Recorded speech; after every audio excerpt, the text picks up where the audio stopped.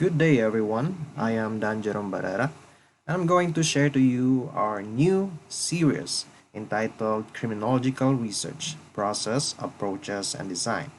There are three parts of this series, namely research approaches, and research design.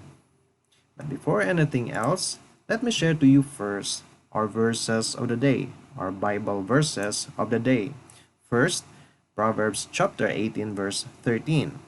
To answer before listening, that is folly and shame. It is really practical and applicable nowadays.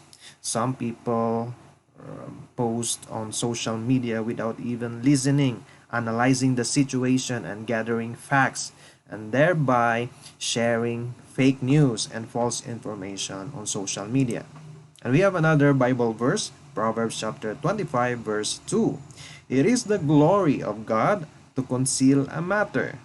To search out a matter is the glory of kings. This is the foundation of our subject research. God conceals some knowledge, wisdom in this world. It is the job of us people to search for those knowledge so that they will become beneficial to us. And in criminological research, some knowledge and wisdom are hidden. But it is our duty and our privilege to search for them so that we can use them to lessen crimes and lessen the the to lessen crimes and the negative effects of those crimes. So let us now begin with the first part, and this is the research process. And there are two parts of this part, namely about the research problem that comprises not only the research problem but also the purpose statement and the research questions. And also the other one is about the research process and how to answer the research problems and the research questions emanating from such problems. Research starts with problems. Problems. Problems are everywhere. And because of these problems, we need to study something in order to help in determining the solutions to these problems. That is why research is defined as a consensus process of solving a problem. It is both a process, it is a process of solving a problem. So two elements of this definition, that is a process and it is a process of solving problems. So from a problem to a solution, and how to untangle this messy problem, it is through research. It is one way of solving the problem. It is an informative way of solving a problem, not based on opinion, not based on speculation, not based on hearsay, but based on evidence. We need to solve problems using evidence-based methods. We do not solve problems through our opinions only, or through tradition that are not validated. So we need to solve problems using research. But there are two types of problems that we deal with in this world. Number one are practical problems, and number two are conceptual problems, or the so-called research problems. It is also called conceptual problem. The first one is a practical problem. We face this daily, from heavy traffic to crimes, emails, spam, text scams, terrorism. These things are some conditions in the world. So they are called practical problems. Problems on money, problems on our mental health, problem on security, pain, anything, not anything that makes us unhappy.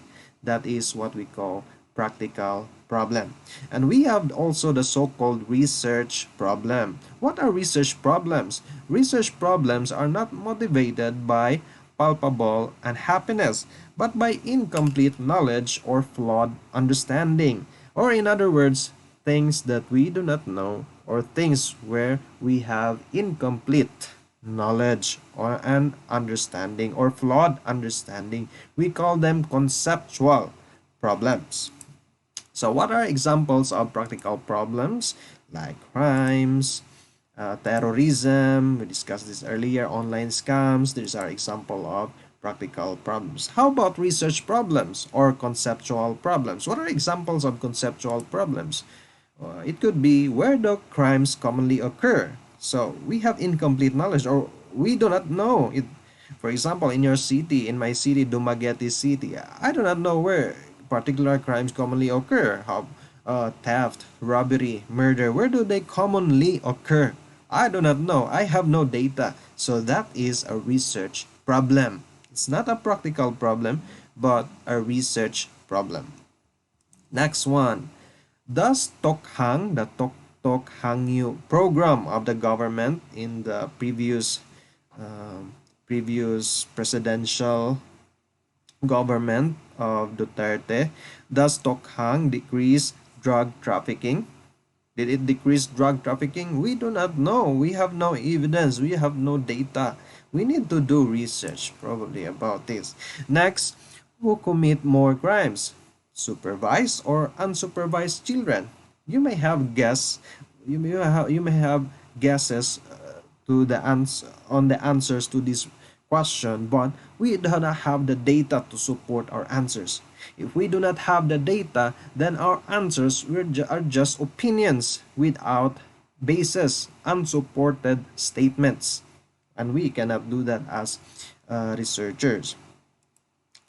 So a research problem is something that a community does not know, a community of researchers that does not know about this thing, or incomplete knowledge or flawed understanding. So what is the relationship between practical and research problems? Although in research, in our subject, we do not directly solve practical problems. We do research, and our research cannot directly solve a practical problem. For example, a problem of crime. Seen on the screen here, you have a police officer rounding up some suspects, no, docking on the bridge here. So there's a practical problem of crimes. So how can research help solve this practical problem? We can solve this by first solving research problems. So, for example, this research problem, where do crimes commonly occur? If we solve these problems, then we will be able to craft or to devise interventions against crimes properly, efficiently. So if we know where crimes commonly occur and when they do commonly occur, and what are the characteristics of the suspects and so on and so forth, then we can create interventions. We can create programs that we can use to address directly the problem. So research is important so that our interventions will be evidence-based interventions, not interventions that are unsupported by data. So we need research to do this. In fact, in our police stations, they analyze their data before they deploy their patrol officers. Um, for example, if you have patrol officers, you have very few patrol officers. You do not know where to station them because of of your large jurisdiction. So many land area, so large area to cover by your very few patrol officers. But if you know where crimes commonly occur, you can direct your patrol officers to those places so that your patrol will be efficient. You should not deploy your patrol officers in places where there are less crimes. But how do you know if a place has a high level of crimes or low level of crimes? You must not base it on your pure experience only, because our memory is limited. We might have remember that some crimes occur in this place and this place, but we do not know which has a higher level of crimes. So we analyze data and do research, and police stations do this. So the relationship is that research solve a research problem to help solve a practical problem. So research indirectly solve practical problems.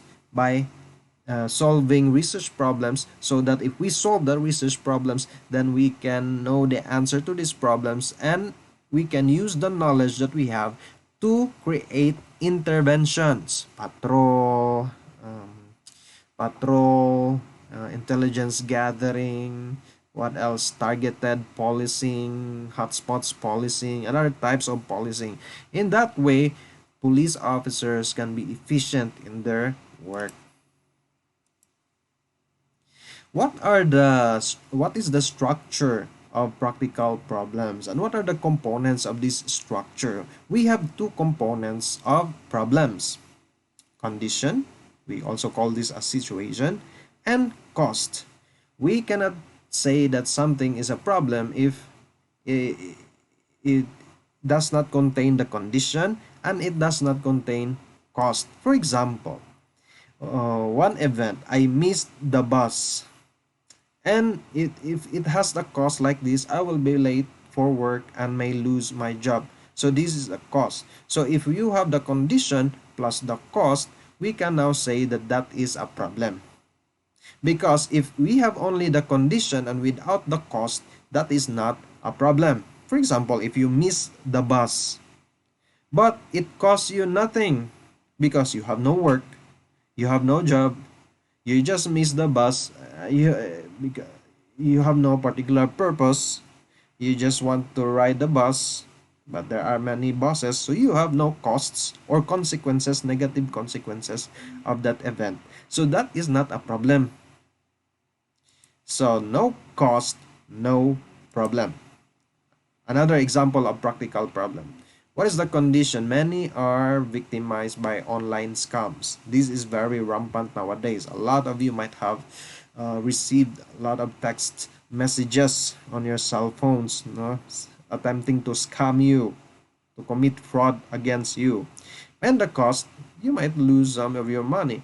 Or these victims, in this example, lost their money because of these scams. So that is a practical problem. That is a practical problem. Now let's go to to research problems. So it's the same. It has the same structure as practical problems. What is the structure? What are the components of the structure? Number one, condition. Condition of incomplete knowledge or understanding. And second, the costs or consequences of not fully knowing or understanding. So if it has no condition, if it does not have costs, that is not a research problem.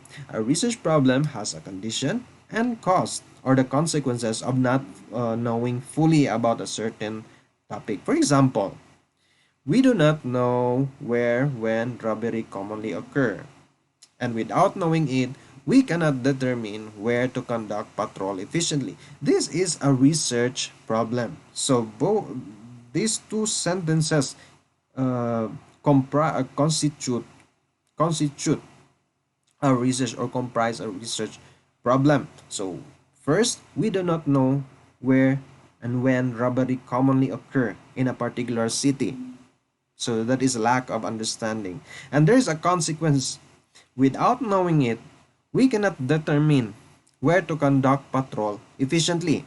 We may conduct patrol haphazardly, but it is a waste of resources. Imagine sending your police officers to places that are really not that are not really uh, that are not really deserving of a higher level of patrol intensity. So that is a waste of resources. So you devote your resources to places where problems commonly occur. So that will become efficient. That your organization will become efficient in that way. So this is a research problem because we have the condition and the condition of incomplete knowledge or understanding about a particular topic, so something that we do not know, and it has a cost. So in research, we must identify the lack of knowledge or understanding that we have, and then the cost of this lack of understanding or full understanding of a certain topic, and that comprises research problem. Next, there is no data on common victims of online scams. So something that we do not know. And without it, we cannot determine who to target in crime prevention seminars. So it is a research problem because we have the condition and we have the cost. Someday in writing your research, you must write the condition of lack of knowledge and the cost of that condition so that you can claim that you have really a research problem in your research. Without these two, you cannot claim that your paper is answering a research problem.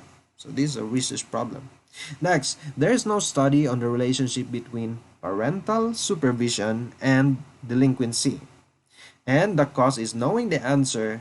So the cause can also be stated in a positive manner, just like this. Knowing the answer can help us justify programs on proper parenting. So it is positive, unlike the previous and in the previous examples that were in a negative construction. So here, there's no study on the relationship between parental supervision and delinquency. So between parental supervision and delinquency in the Philippines. So we don't know the answer. Does parental supervision really decrease delinquency among children? So we do not know the answer because we do not have a data. There might be data and studies in other countries, but we do not have a data and studies in the Philippines. So that is a condition of an incomplete knowledge or understanding. And what is the cause? Not knowing the answer, or what is the consequence of knowing the answer? So knowing the answer can help us justify programs on proper parenting using parental supervision properly. Again, no cost, no problem. Next, we do not have data on the characteristics of rape offenders. So that is a condition of lack of knowledge. We don't have data on the characteristics of rape offenders. Who are the common rape offenders?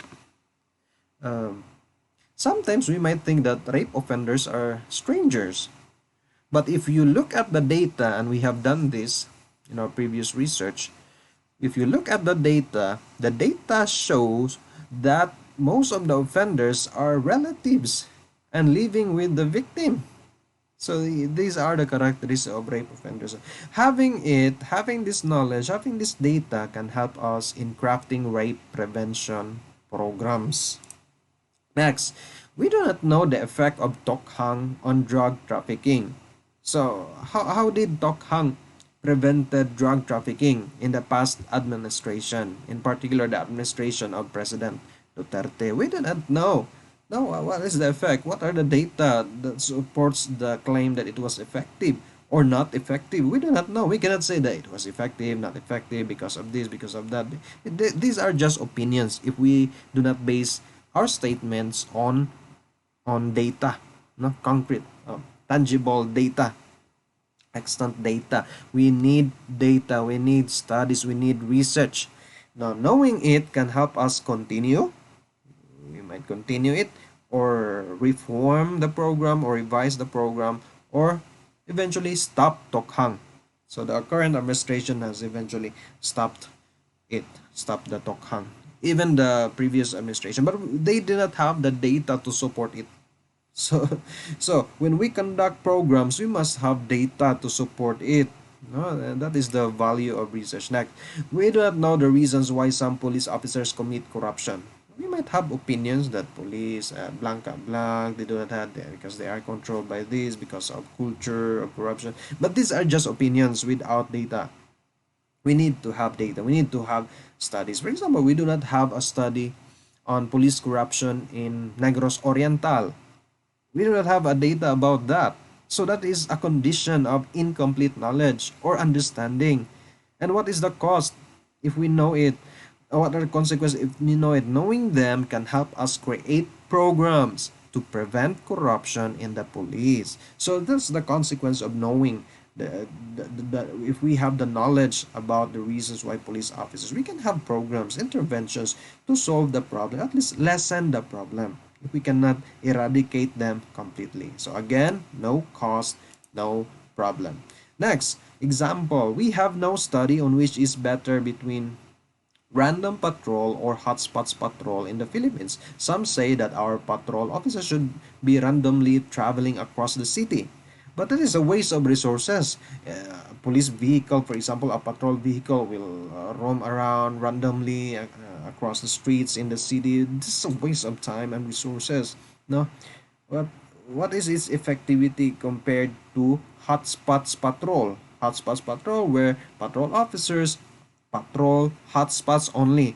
No, hotspots only places where crimes commonly occur. So in that way, it will be efficient. But which is better? We do not have a study about this in the Philippines, and we need an experiment to do this here in the Philippines. So having this knowledge can help us choose which patrol method we should employ. Next, so we have now discussed the research problem, the condition, and the cause. Now let us add something, and we call this a purpose statement. So no, learning about this can help you in your writing, now writing your introduction. So we will write our introduction in the future, if we conduct research. So we have the condition. We don't know where and when robbery commonly occur in Dumaguete City, for example. And the consequence. Without knowing it, we cannot determine where to conduct patrol efficiently. Then we should have a response. We call this the purpose statement of our study. And it comprises with the aim or the objective of the study plus the research questions here. So the study aims to determine the offense characteristics of robbery in Dumaguete City from 2019 to 2022. That is the objective, main objective. And specifically, the study seeks to answer the following research questions.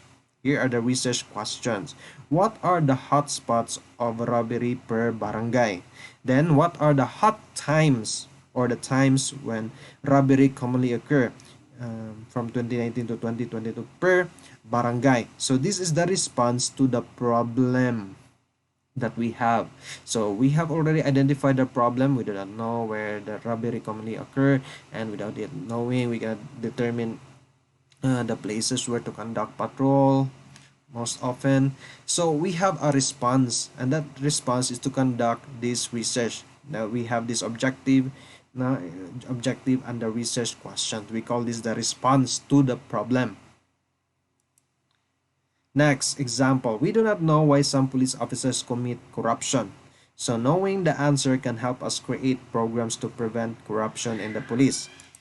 So what should be our response? Our study aims to determine the factors that influence corruption practices of police officer in Negros Oriental. Specifically, the survey seeks to answer the following questions. What are the common corruption practices of police officers, and what family, personal, social, and work-related factors influence police corruption? So here is our response to a given research problem. Now, how to answer those questions? So we now enter into the next topic, the scientific method. Why is criminology called a science? Is criminology indeed a science? Is criminology a science? Yes, it is a science. Why? Why is criminology a science? It is a science because a social science because it employs, it utilizes scientific method in answering the research problems. So, what are the parts of a research method or research process? Number one is identifying the problem. We must identify first the problem. That's why we studied first what are research problems, the components of a research problems, and how to respond to a research problem, because it is the first step in the research process. When you do research in your research activity or project, you must know first what is a problem. What is the problem or research problem or conceptual problem, not the practical problem. But you need the practical problem in your introduction when you write your introduction.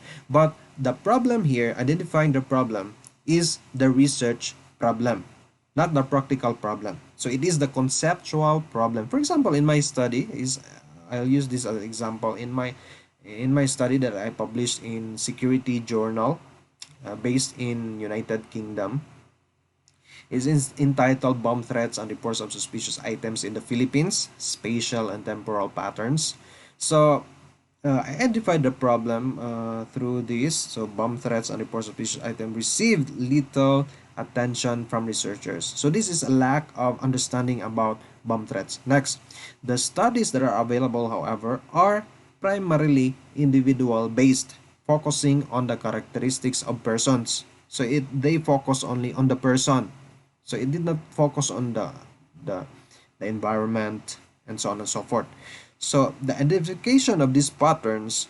So in this study, I seek to determine the space and time patterns, and the consequence of knowing this is the identification of these patterns will help advance our knowledge and create approaches to control these events. So this is the consequence, and here the condition. So the first lines here are the conditions, and here this one, the identification of these patterns will help this the consequence or the cost, just the positive in the positive construction. Then next step in the research problem, we must design you must choose the research design. The research design is the blueprint of your study. It comprises the who, the what, the when, the where of your study. So it is the design of your study. So here the design of my study was, so here data used in the study were retrieved from available unclassified media reports available on the internet covering period of January 2010 to 2014. So I used secondary data analysis. I created data, but so you see, this was an exploratory study, and there was no data available on these topics about bomb threats and suspicious items. So I created my own data set. Now I collected data. This type of design has been also used by other counterterrorism organizations in the US and other countries. So next, data collection. How did I collect the data? So data collection was done using Google Web's browser search tools. Data were gathered from each web page, retrieved through the input on Google search operators, blank, blank, blank. So just read my paper. Then news reports were coded according to the variables in the study and encoded in the data table. So these were the data collection strategies that I employed. Next, data analysis. So after collecting the data, you analyze the data. So how did I analyze the data? So in my study, I wrote here, analysis was conducted through the use of Excel spreadsheet, CrimesStat3 spatial statistics program. Then bomb characters were analyzed using Excel. QGIS or Quantum GIS was used to manipulate and depict spatial data or the maps of the crimes, and the CrimesStat package was used to analyze spatial patterns. And the details of the analysis were incorporated in the results section. So I incorporate some of the details in the results section. So for example, in our results, one of the section in the results, so I highlighted here that some of the statistics that I use. One is the nearest neighbor index to determine whether there were really clusters of crimes, significant clusters of crimes or hotspots of crimes. Next, after analyzing the data, you report the results. So I created tables, graphs of the results. Then after that, I published my paper on security journal. So that's the end of our first part of our series. Thank you very much for listening. Have a good day and God bless you.